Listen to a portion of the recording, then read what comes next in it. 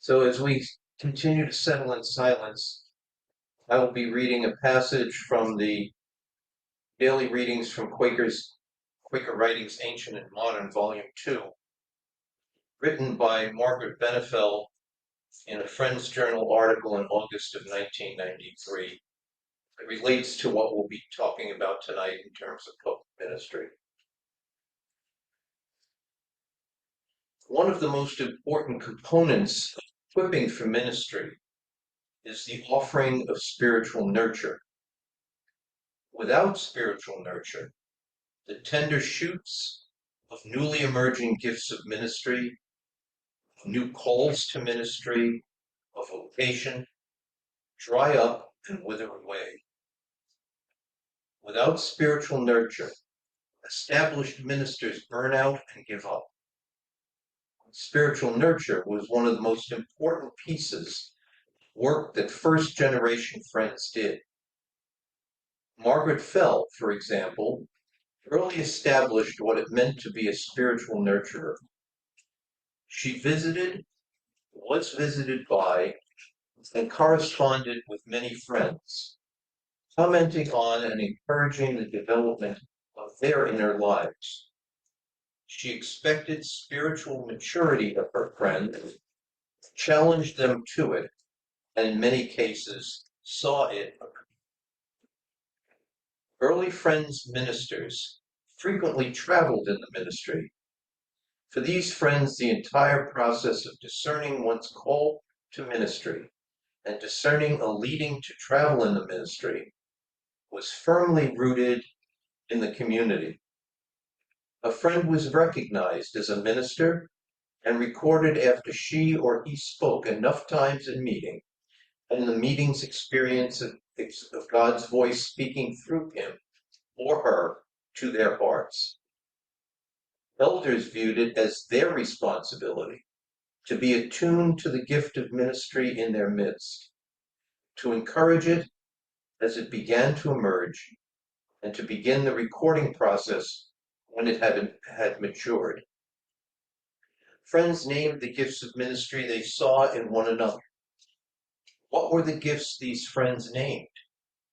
The two that were most prevalent were being ministers and elders. Elders were those who had a gift for listening, for discerning where the Spirit was moving in an individual's and over the king's life.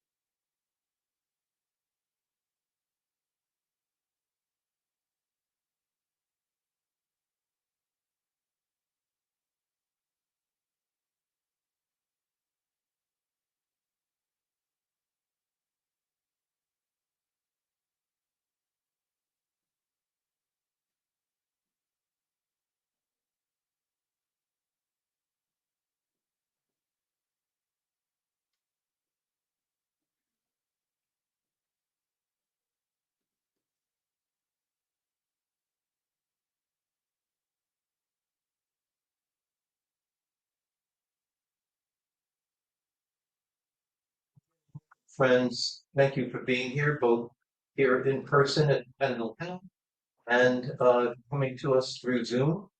We recognize some of the faces from our home meet, Kelly and my home meeting, a Friends meeting of Washington, Welcome you all. Nice to have you here with us.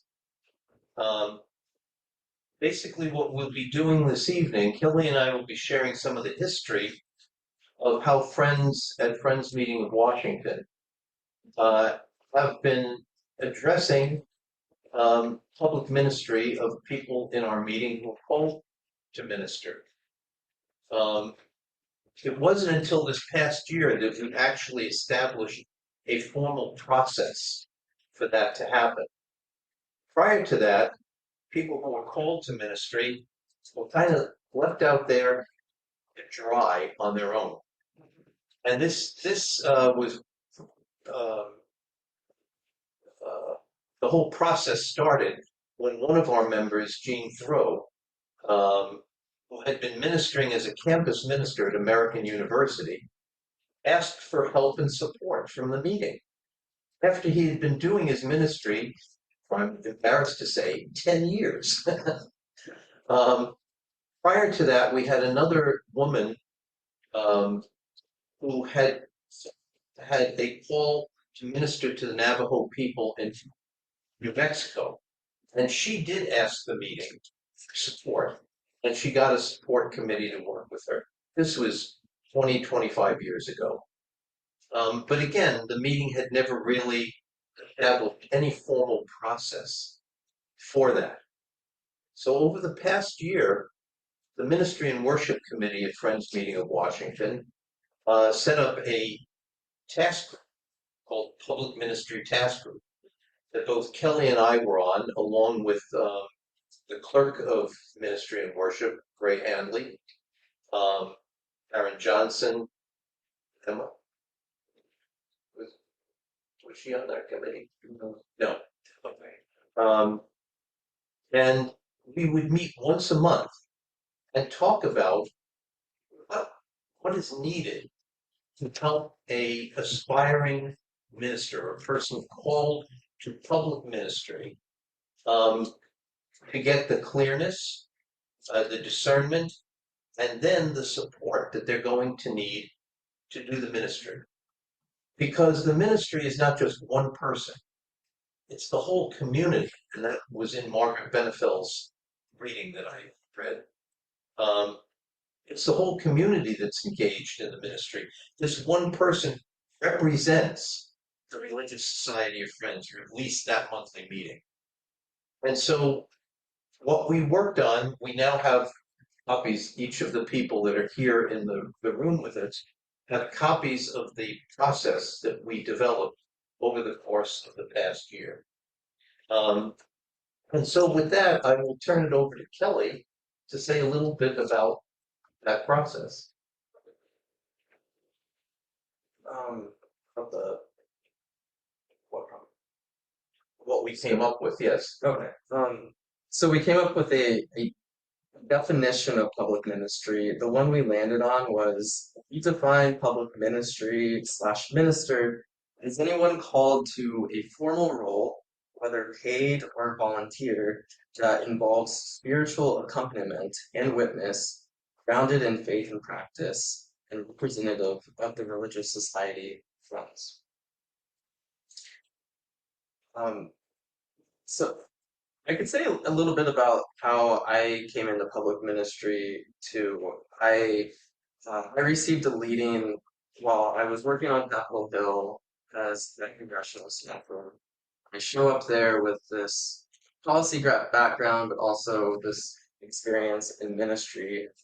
Still not, Still not sure why or how those two things would come together. I had had this feeling when I was in seminary that uh, I should move to DC, work in Congress, and got there eventually. And once I got there, I realized I was not there to work in policy. I saw the burnout that staff were experiencing. I saw many good people leave. Maybe it was best for them to leave, but it also made me wonder what would have happened if there was spaces for them to properly process the more injury they were experiencing or the day-to-day burnout. As you might know, this turnaround on or turnover on the Hill is very high. Um, so I saw a lot of opportunities that spiritual care could do in helping staff discern what their vocation is and their purpose, offer them spiritual practices to help them stay grounded day to day, and also help them think through different moral frameworks for reasoning through extremely tough moral quandaries. Where I've had one staffer in a group say that no matter what decision uh, she makes, it seems firms the staff have to go forward with them day after day. And I don't think it's in anyone's best interest that the legislative branch is throwing on the backs of people in danger of this kind of burnout. Um, so I started doing this ministry alongside while attending this task force, and the I'll kind of go through the different phases that we've identified in these policy and procedures, and I can talk a little bit about um, why it helps me so much stay in this work um, as someone who is supported but also held accountable in it. So the first phase is after you go through the discernment process, I would write a letter to FMW asking them for support in this ministry, where I would outline the scope of the ministry, any experience and training or background that would be necessary for what I'm trying to do, narrative describing how I arrived to my uh, discernment discernment decision, who I have talked to, like what have my friends and family said, uh, and then also discuss um, any limitations to this kind of work, whether it's financial, health reasons, etc. And something I realized when I was going through this process, I felt very clear on the call after spending time spending time alone with God, but also talking to friends and meeting with family. One thing I identified was something that I needed that I didn't have was more skills around spiritual care that would allow me to do one-on-one spiritual accompaniment. Yes. I'm sorry to interrupt. We're also having another technical problem. Oh no.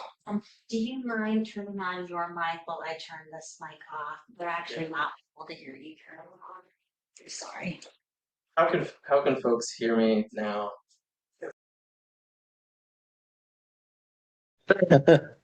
How can folks hear me now? Is that good? Enthusiastic. Okay, that seems enthusiastic. Much better. Okay, no, thanks for flagging. It really distorts the video. Um, so in this letter that I would write to FMW, one of the things that I identified through this process was that I needed to develop more skills around that would allow me to do one-on-one spiritual accompaniment and pastoral care. I am very at home with facilitating groups and group discussions in the way that allows people to go deeper into their spirituality.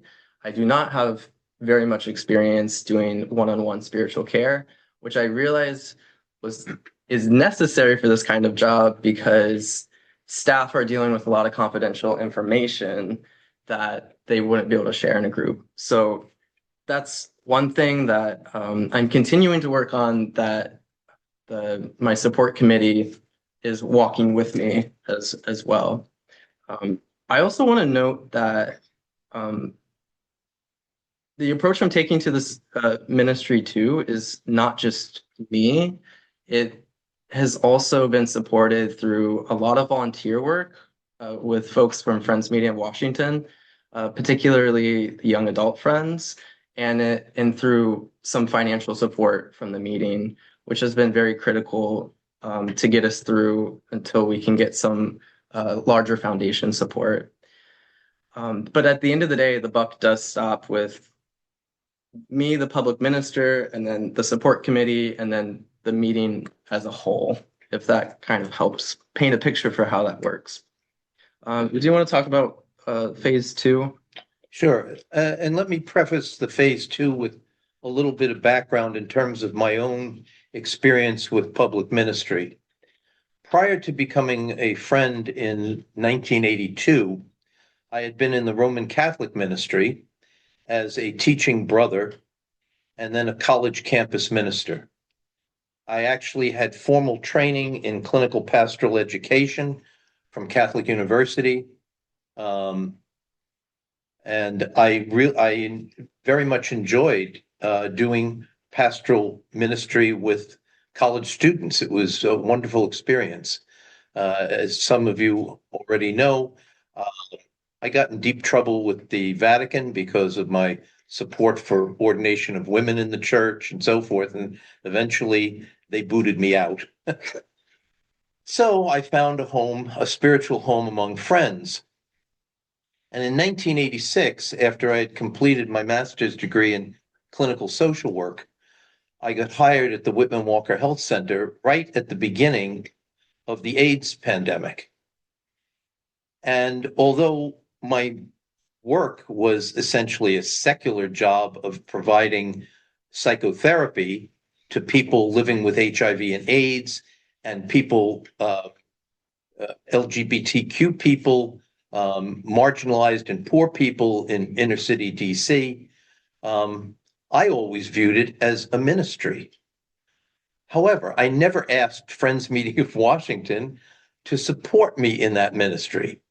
Individual people certainly did and gave me encouragement, listened to my woes and so forth, but it never occurred to me, honestly, to ask the meeting to formally record me as a minister providing a healing ministry for people living with and dying from AIDS. So that's some of my background.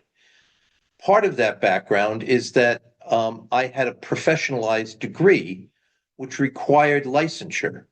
In order to practice as a clinical social worker and a psychotherapist, one has to be licensed. And that's both to protect, it's a form of accountability for the people that you're serving, as well as making sure that you're following basic standards of good care. And so in phase two that we've written here, we incorporate some of that into the public ministry. After the person has written the letter, it's been reviewed. A clearness committee will be formed to include 4 to 6 members of the meeting who will meet with the individual to further discern the viability and spiritual grounding of the grounding of their leading and the proposed ministry. This clearness committee will ideally include at least 2 members with the life experience relevant to the public ministry and or the population that will be served. And ideally, there will be also committee members with related counseling or spiritual guidance training. If and when the individual and the clearness committee reach unity on the appropriateness of the leading into public ministry being taken under the care of FMW, the individual will complete a legal and criminal background check to assure that there are no related factors that need to be considered in relation to the population to be served and the institution where the public ministry will be focused. And particular attention will be given to ministries that involve youth or persons with physical, emotional, or psychological vulnerabilities.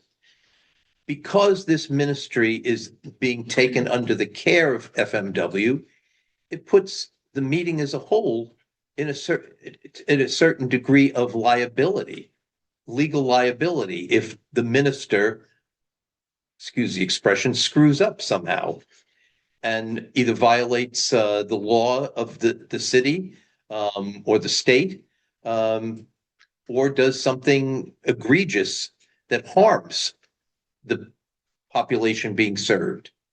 And so we want to cover that both for the sake of the minister, for the meeting, and for the institution, if there is an institution that they're working with.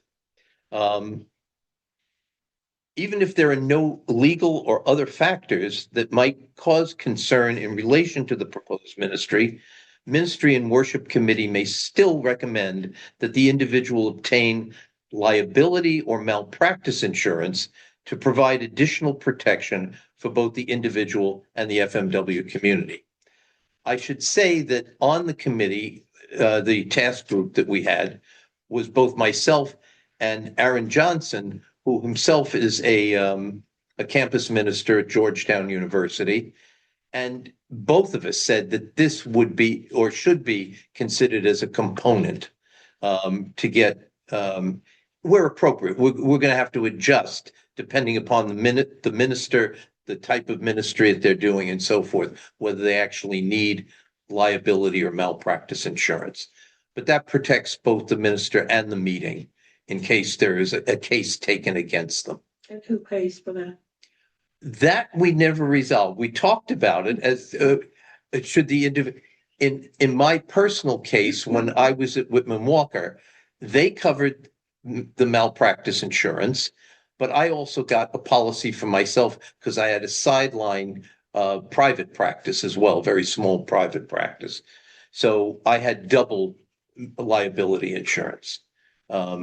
Yeah, in my case, we formed a 501c3 to hold this work, and we're purchasing what's it called, board of directors insurance. Yeah, so we're holding the liability and paying for it in that case. Okay. So if there are no more questions about that part of it, we then move into phase 3 after the person has worked with the clearness committee. They've had the criminal and legal background check and so forth. The individual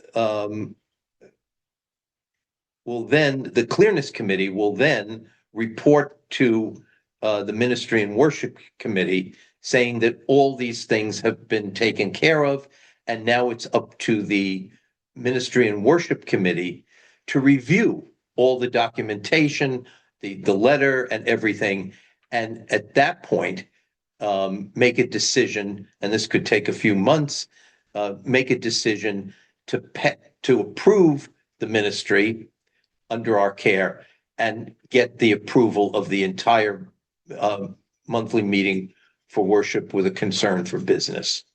And that was done for Kelly, it was done in early March of this year.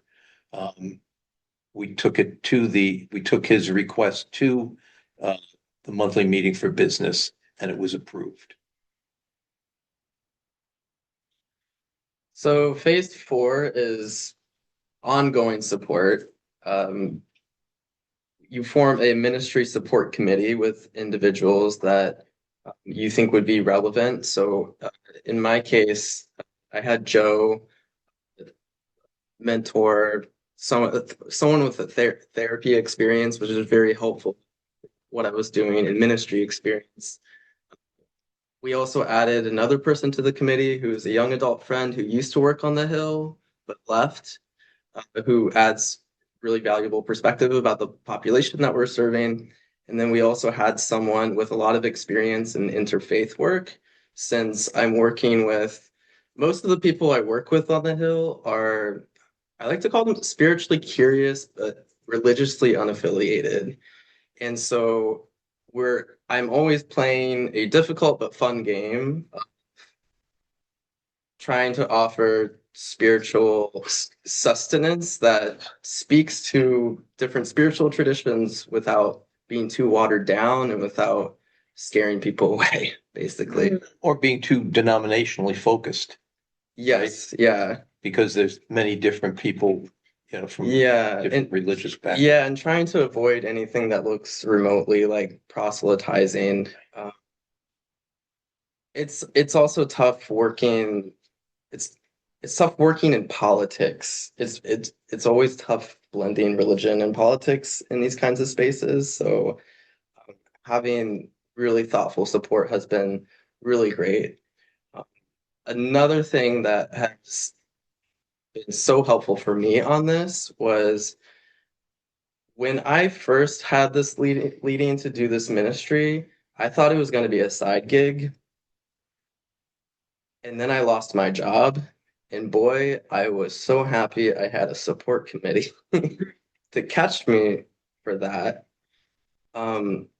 Actually, when I applied to the Friends Incubator, I wasn't sure if it was going to be for me because I felt like I had done my discernment. This was just going to be a side gig. And then it felt when the floor fell out from under me, I was like, whoa, okay. This is going to be a lot bigger than I expected, and I'm going to need a lot more, way more support than I expected. So, very thankful for the incubator and thankful that I had the support committee in place. Would you feel comfortable sharing with the group the tensions that were going on in your job and how conflicted you were about wanting to move into the ministry work, and yet also needing to have the financial support of a full-time job? Because I know you were struggling a lot with that.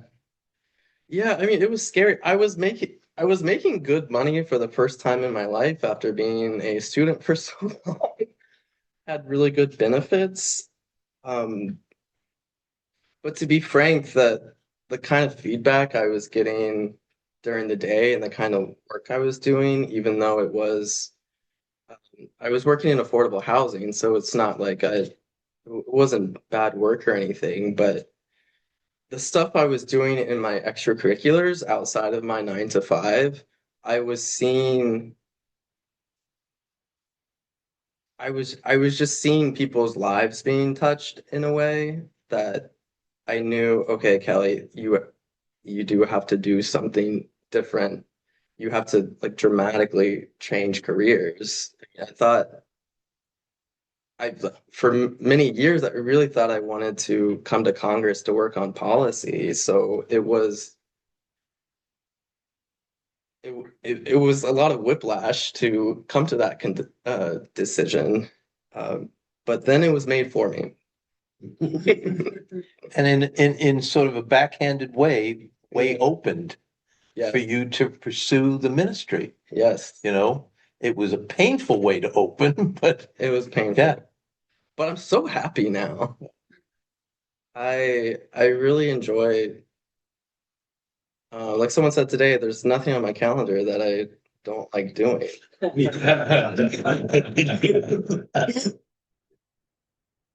Can you just tell us briefly what you found disturbing about the affordable housing job? How, I have a technical detail because we are using this microphone instead of this one. I can repeat the People on Zoom questions. can't hear you. Okay. Yeah. Yeah, the question was,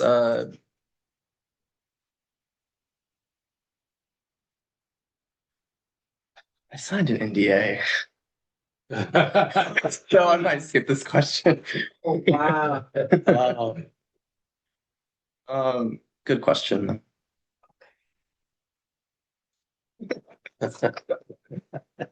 Um, it's- Kind of explains it. yeah. These, in the policies, we do say that the support committee should meet at least 4 times a year. And, so that way it's fairly frequent. Yeah. So that helps me not go cuckoo and it keeps me accountable. The other thing is the clerk of the support committee for a public minister needs to be aware of the institution. In this case, it's Capitol Hill, and Kelly will be operating more or less under the chaplain of the House of Representatives.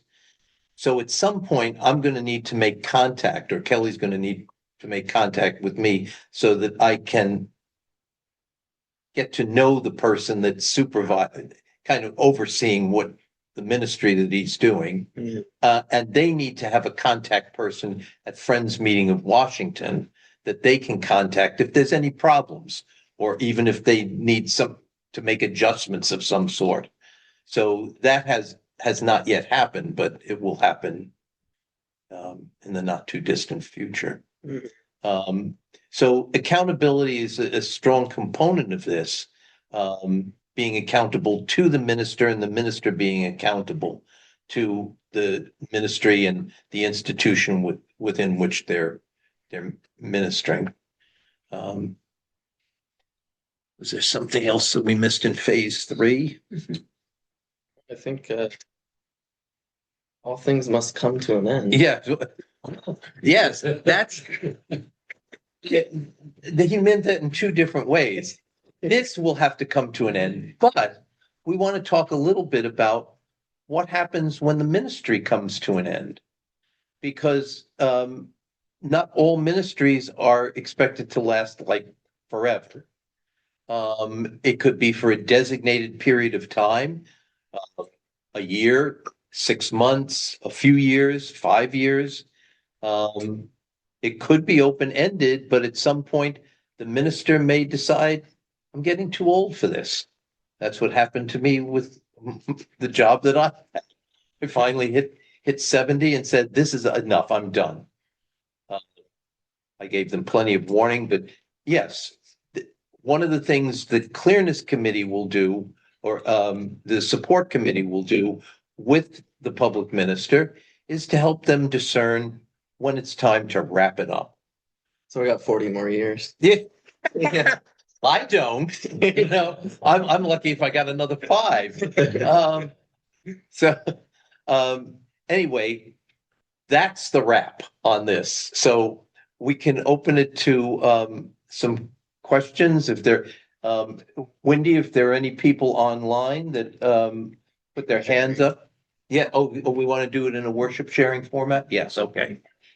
Wait, I'm gonna make a technical suggestion, assuming that this microphone works at all. We're gonna Yeah. find out. I think they can't hear the people in this room if we're using that, so Yeah, they can hear them a little bit at least if we turn your microphone off and turn this one back. sure. We'll see.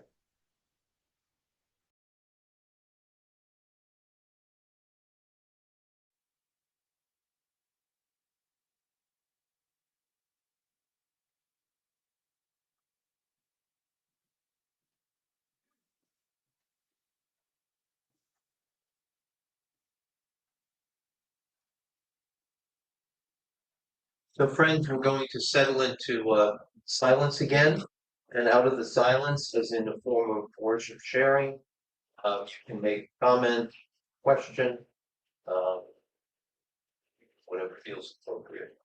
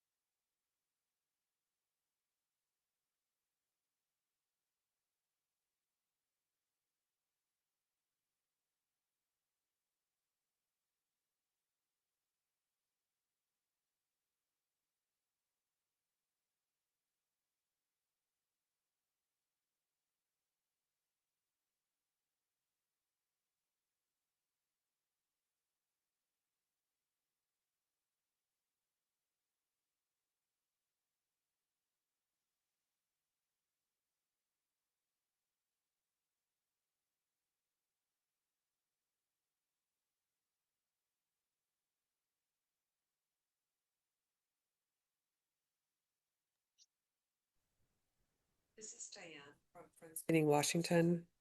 Can you hear me? We can't hear Diane. Diane is talking. I think that there's something.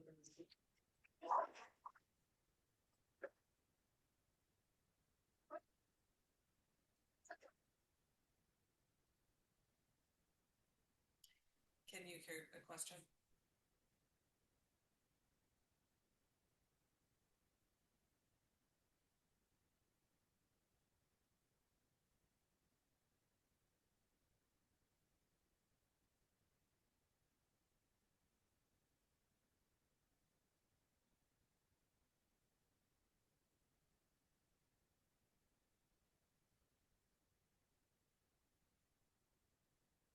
Diane, try again and see if we can hear you now.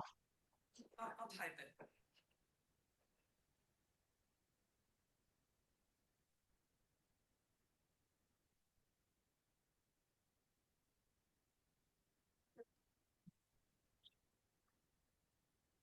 Computer might be muted.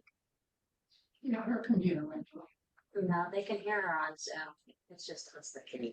I mean, for us. You can test the output too. It's got a little X on the sound here. Um,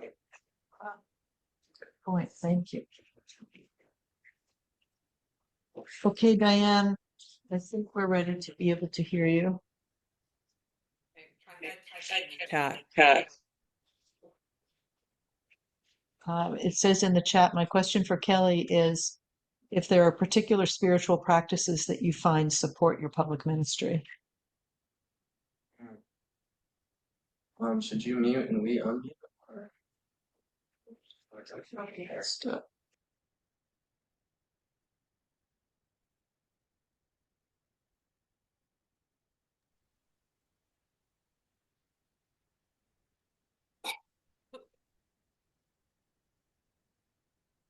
Mm.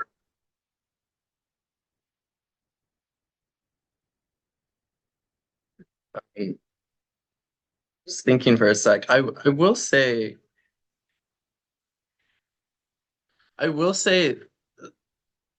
the spiritual practice I used to that like showed me that this was a leading for me was it was actually morning pages, which FMW is going through the artist way right now. But I've always had I've had a journaling practice for a long time, and um, I wrote 3 pages, and it was right on the third page that it said I needed to leave my job. And so I think like spending, I think another thing too is I remember the first day I came to FMW, I stayed after for a discussion about Bill Tabor's Four Doors for Worship. And that got me into a regular daily practice of spending time in silence every morning. And I try to never skip it. It helps me order my day, helps me check in on what's going on inside. Lately, when things have been a lot more stressful, I have been, I kind of fill out a wellness wheel once a week. And one way I think about it is Thomas Kelly has this idea of an in Testament of Devotion of you have this committee of selves where if you imagine you have, okay, Steve knows, imagine you have all these different versions of yourself on a committee. So I have the spiritual Kelly, the financial Kelly, the Social Kelly, party Kelly. And a dysfunctional committee is you have people shouting over each other. You might have some that are louder than the other. And maybe they vote and people are left out of the vote. Where a good committee has a clerk who brings people to unity. And I've been filling out this wellness wheel at the end of the week that says, okay, how is financial Kelly? How is minister Kelly? And it helps me check in and see who's loudest and who's quietest. So that's been a practice for me. Great question.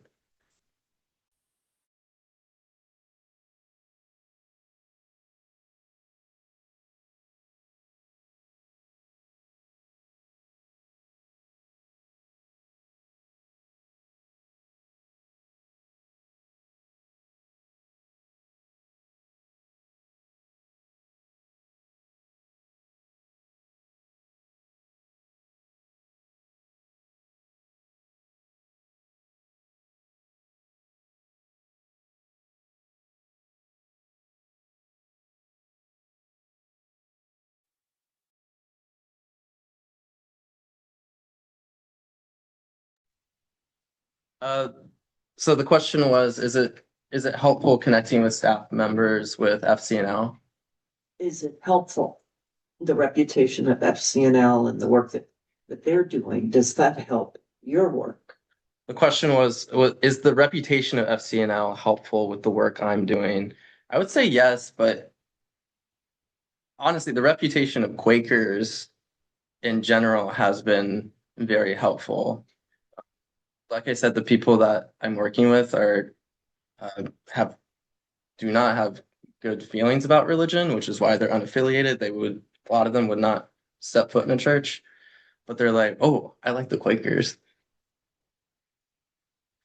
And they've all been lobbied by FCNL, so I think that's helpful.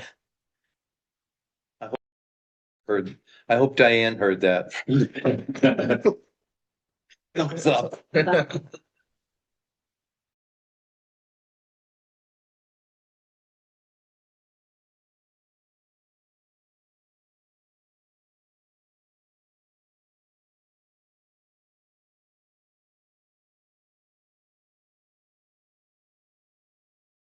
Good. So, thank you very much. I'm gonna hold on to this and it's gonna go in the Bible, you know. So, good work. We have a question. Debbie is asking, for Kelly, could you describe your Oh,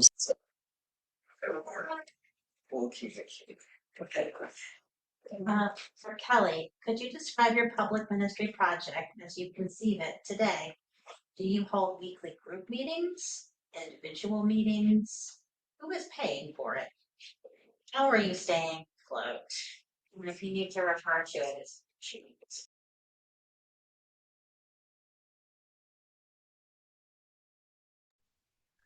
Thank you, Debbie. Right now, what it looks like is I have starting last year, I started leading these spiritual nurture groups at FMW. We did a book on Henry Nouwen, then we did Thomas Kelly. And the point of those is to use a text with the purpose of spiritual deepening in the conversation. And so I've applied that same method to the Hill. So there's an interfaith chapel on Capitol Hill where the chaplain reserves it for us, and we get a small group of staffers in there, and I assign a short text, a little under 10 minutes, and I draw from a variety of, I call them wisdom traditions. They may be secular philosophers too. Last time we read Hannah Arendt. She talks a lot about ethics in public service. The first one we read Thich Nhat Hanh about how to wash dishes mindfully, kind of how to do mundane tasks on the job while still having purpose. We did one on Dietrich Bonhoeffer. He has a lot of really interesting stuff to say on public service ethics. Weber has come up too, but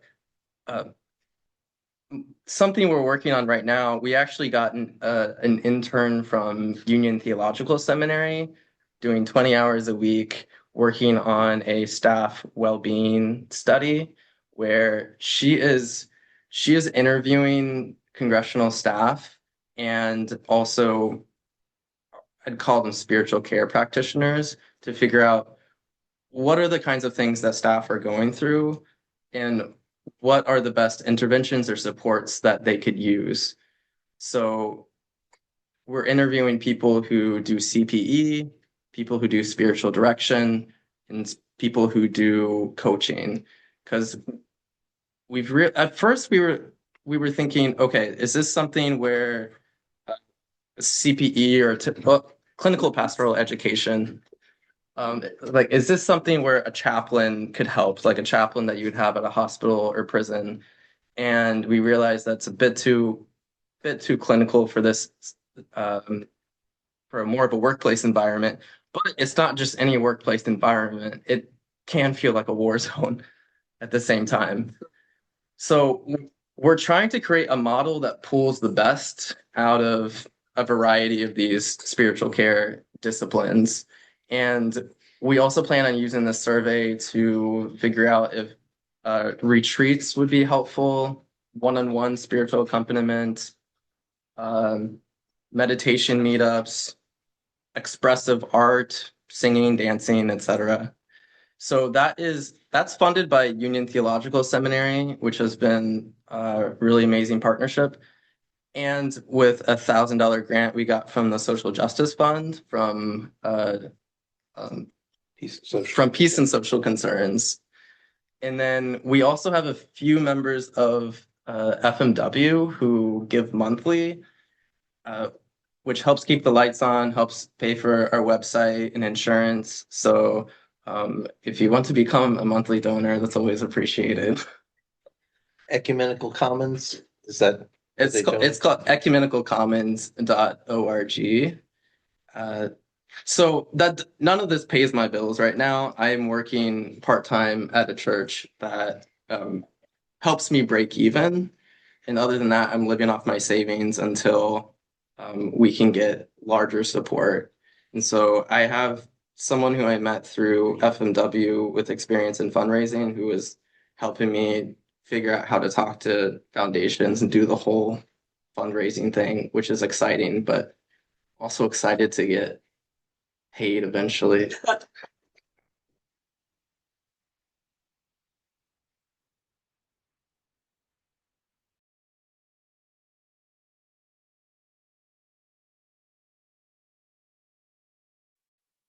Anybody else can go ahead of me, that's fine.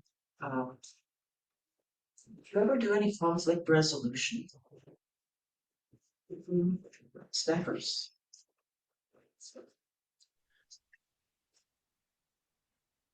The question was if I do any conflict resolution among staffers. No. Yeah, I mean, I think this is a live question too. I mean, there's conflict. We mostly have Democratic staffers who join us. We of course are open to Republican staffers. We don't know how that will work in the same room yet. Because there's, as we know, very large divides there. I could see that being a space for conflict resolution. But there's also disagreements within the parties themselves that are really difficult. And that would be another area that I would need additional training in, to be honest. Or more help from the meeting, folks who know how to do that. But that's been the fun and beauty of this whole process is when it seems like we run into something that we don't have, someone steps up with it. So it's really cool that this whole thing is been incubated within Friends Meeting of Washington, to be honest. And the way we're structuring the 501c3 is we do make decisions based on Quaker values and Quaker business practice. So we're trying to think really critically about how this is not just any other nonprofit organization. We're trying to think really critically about how to run an organization with Quaker values. I've been really inspired too, looking at the way British Friends, like in the 19th century, ran businesses. They took integrity so seriously that people knew that they weren't gonna like change the price on them or like use bad materials. And so we're approaching this work in a way where the stuff we're doing is quality and we're being as transparent as possible. So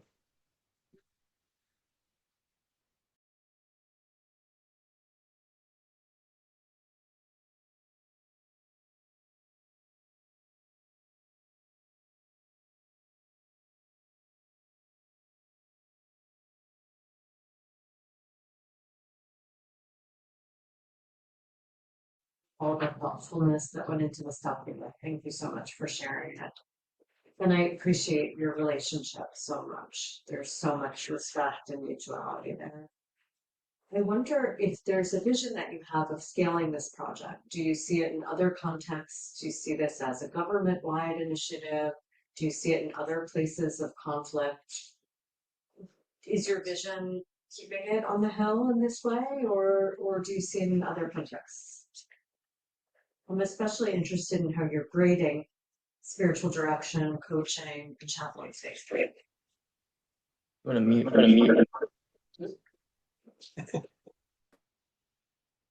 The question from Lisa was how, like, if we imagine scaling this, and the answer is yes, because a lot of this is inspired by all.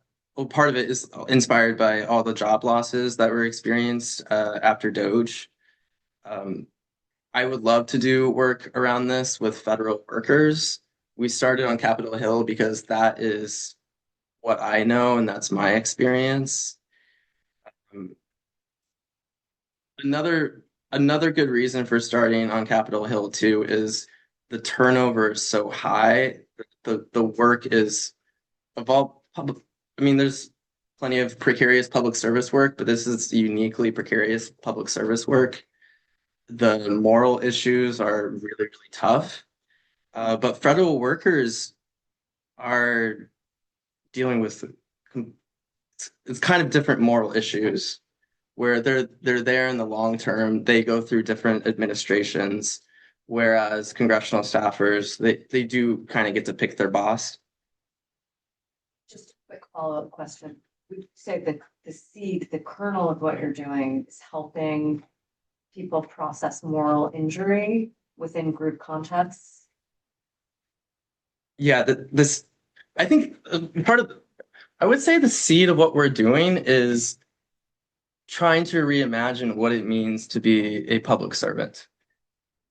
One way I've explained this is, okay, maybe we're trying to make what is a super public servant? What's a super staffer?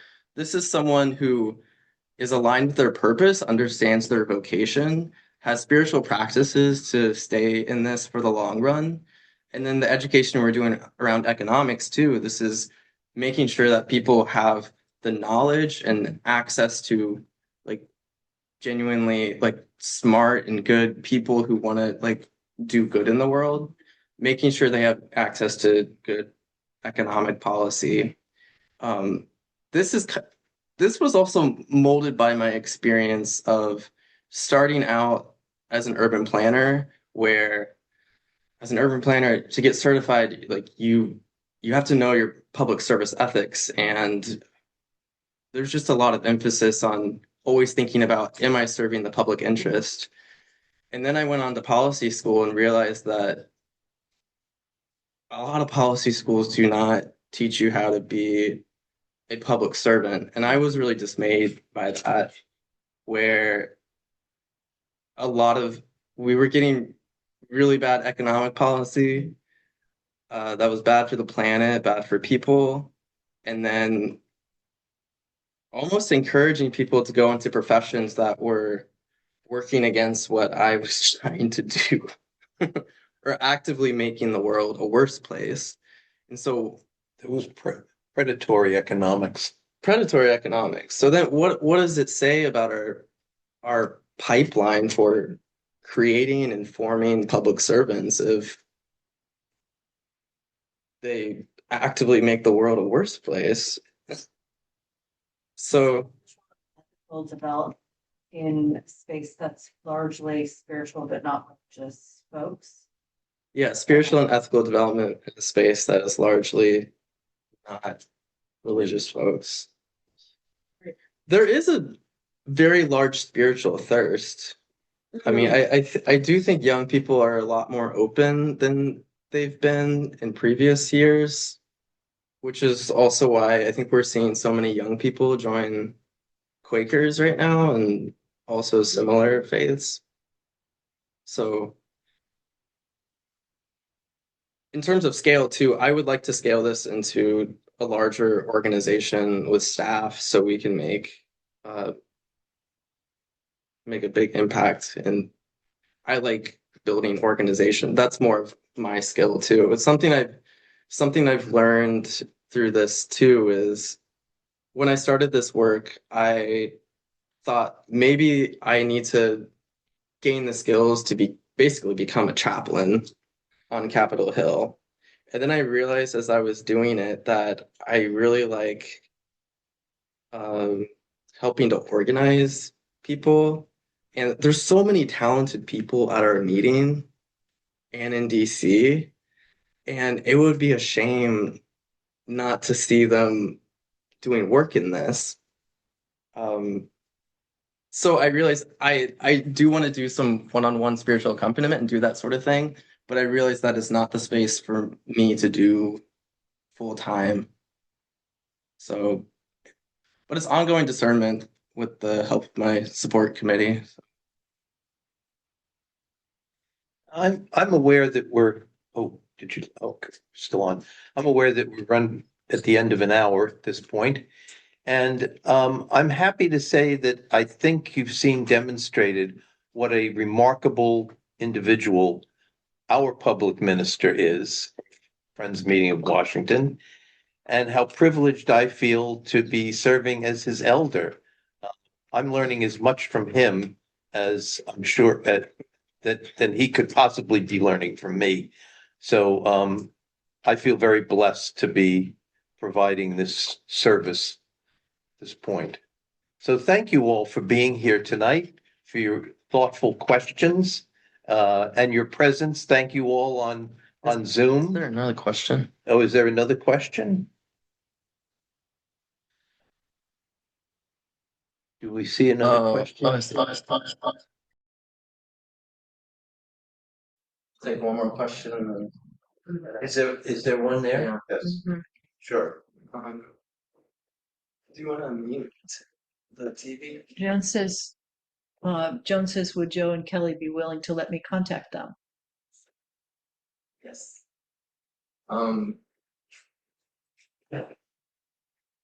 Concerns expressed. I'll read the question. Were there concerns expressed at FMW when taking your ministry under their care about financial obligations and/or we don't recognize ministers? This comes from a 40-year history with Friends around recognizing and supporting ministry, especially among contemplative friends. I want to answer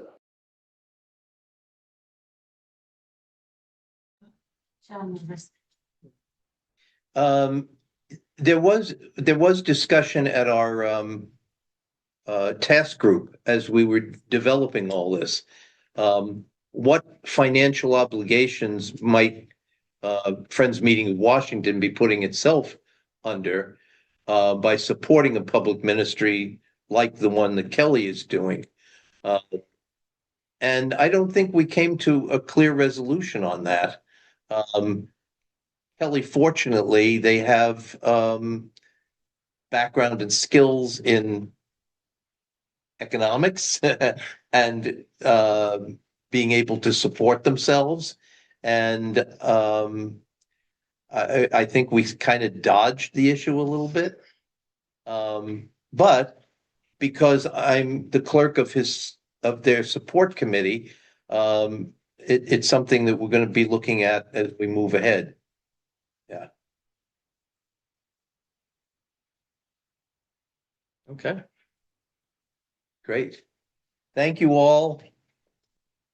Yeah. Oh, look, we got the heart popping up. More hearts. That's it. Only one heart. Oh, look at that. Giving up our hurts. Hearts. Is any other else doing this kind of work?